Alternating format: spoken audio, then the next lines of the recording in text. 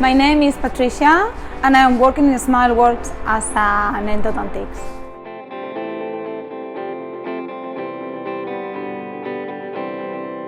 So, root canal treatment is a treatment that has been used to repair and save the tooth that has been decayed or infected. You should come to Smileworks to have a root canal treatment done because we are a really friendly staff that we will look after you. We have really good equipment and also we have a microscope to see everything much bigger.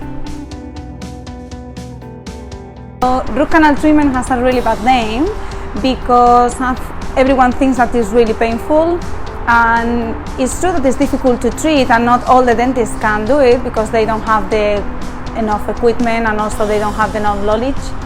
But here in Smileworks we will look after you and we will do the job proper. An alternative for root canal treatment can be to have the tooth out and have an implant placed, or if not, can be an extraction and then to have like a small partial denture. A root canal treatment done is successful between 75 and 80% of the cases, but it's true that it's important to know the anatomy of that tooth and also to know the tooth that you have left.